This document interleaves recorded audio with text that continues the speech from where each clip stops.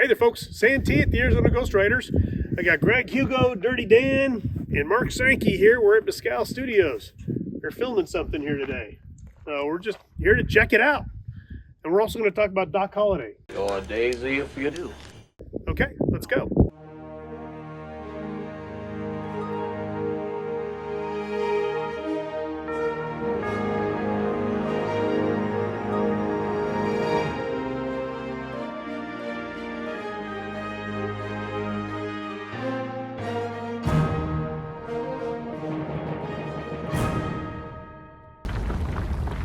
Doc Holliday, fellas. Hiya, Doc. Howdy. Howdy. Howdy. One of the most famous gamblers, gunfighters of the Old West was Doc Holliday. Have a drink. Now, there happen to be dozens of videos and books about his life, so I'm going to mention some of the lesser-known facts. If I miss out on the info, rest assured you can find it easily enough. Doc was born John Henry Holliday on August 14, 1851 in Griffin, Georgia. His parents moved them to Valdosta around the time John turned 15, and shortly thereafter his mother died from tuberculosis. John went to school for dentistry in Pennsylvania, and after graduation eventually opened a practice in his original hometown of Griffin. Not long after, he was diagnosed with tuberculosis himself, and given a grim lifespan. The popular treatment for consumption in the era was to move west to a drier climate, which slowed the spread of tuberculosis bacteria. So, Doc moved west to Dallas and joined in practice with a friend of his father's. Although it was a success, it dissolved a year later, and Holliday opened up his own office. However, his coughing fits tended to be bad for business, so Doc closed up shop and turned towards his other interest, gambling. Because his new profession tended to land one in dangerous situations, John Henry honed his gun and knife skills and became proficient in the use of both. Holliday had a penchant for getting into trouble. His temper was short and he was quick to use violence to solve problems. Not to mention he drank a lot, which didn't help much. There are numerous incidents attributed to him which are backed up by the many arrests he chalked up.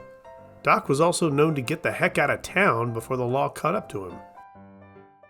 Wyatt Earp met Doc while hunting for outlaw Dave Rudabaugh, and over some time the two of them became friends. In Dodge City, Holliday backed Wyatt when he was outnumbered, and Earp would never forget that loyalty.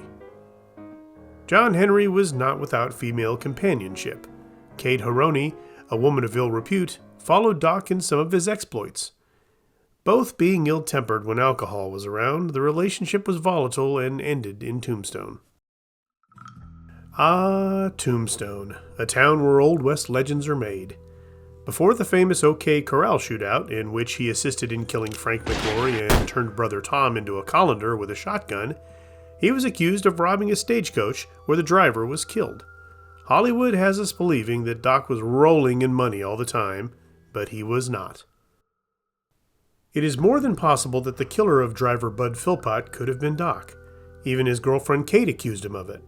Although, there will always be an argument that the cowboy faction did the deed and tried to frame him for it. Like a lot of gunmen in the Wild West, Holliday was credited with far more killings than he actually was involved in. Doc is only known to have taken part in 3 fatalities.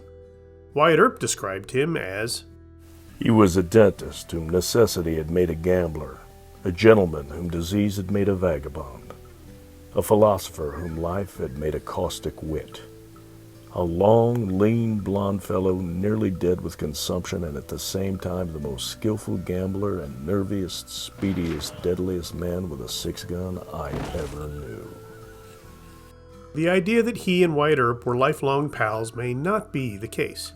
After leaving Arizona, Doc and Wyatt had a disagreement while in Albuquerque, New Mexico, likely about Earp's girlfriend, Josie. After that, they parted company. Although they may have remained friends, they never saw each other again. The idea that they sneaked back into Arizona to assassinate Johnny Ringo is unlikely, since Holliday was in court in Pueblo, Colorado, and Wyatt also wasn't in the territory. I beg to differ, sir. Well, court records verified he was there, Mr. Kilmer. Sorry. Doc Holliday meandered around Colorado, losing all his money and getting into another shooting scrape. Finally, his tuberculosis was consuming too much of him, He checked himself into the Hotel Glenwood and tried to get some relief from the hot springs in the region.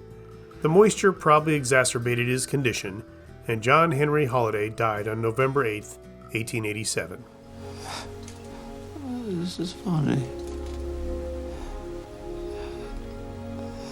Many of his personal belongings were sold to pay for the burial.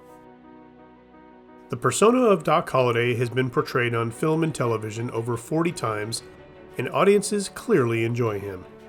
Why do we associate so well with the character of Doc? Well, I think it's because he was a loyal friend. Not only that, due to his condition, he had nothing to lose. We all like that quick-witted and dangerous dentist. I'm your huckleberry. That's just my game.